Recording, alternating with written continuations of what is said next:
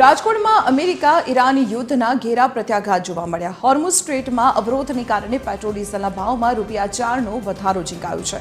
આ સાથે સૌરાષ્ટ્રમાં ડીઝલની અછત પણ સર્જાઈ છે। ટ્રાન્સપોર્ટ ઉદ્યોગને મોટો ફટકો પડ્યો છે। કન્ટેનર ભાડું $300થી વધી $3500 સુધી પહોંચતા 50% વાહનો થંભી ગયા છે।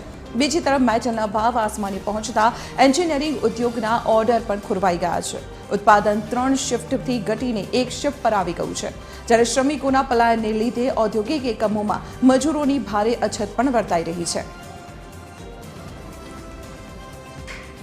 પંપે ડીઝલ આપે, અમારી ગાડી જાય તો 5000 રૂપિયાનું ડીઝલ આપે તો 5000 રૂપિયામાં ગાડો ખટારો અમારો હાલે 150 થી 200 કિલોમીટર, તો બાકી આગળ જઈને મળશે કે નહીં મળે એ કેમ વિચારવું?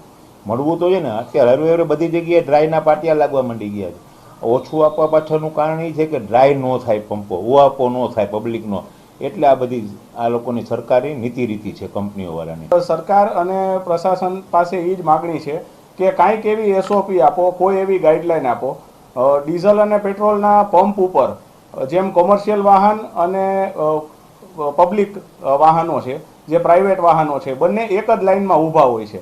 તો જો એમાં ક્યાંક અલગથી એક વ્યવસ્થા ઊભી થાય કે કમર્શિયલ વાહનને ડીઝલનો જથ્થો થોડો વધારી દેવામાં આવે અને અલગ લાઇનથી એને ડિસ્ટ્રીબ્યુશન સિસ્ટમ ગોઠવવામાં આવે તો જે ડિલે થાય છે એમાંથી ક્યાંક બહાર નીકળી શકાશે।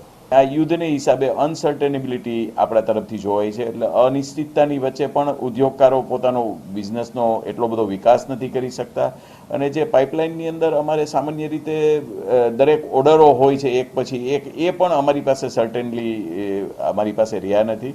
એટલે યુદ્ધની માઠી અસર રાજકોટને ખૂબ ગંભીર રીતે વર્તાય છે, અને ઇન્ડસ્ટ્રીઝનો ગ્રોથ પણ એવો જ છે કે જે આપણે ગ્રોથથી કામ કરતા હતા એ આપણે અત્યારે થોડી સ્પીડ બ્રેકર જેવું અનુભવ કરી રહ્યા છીએ।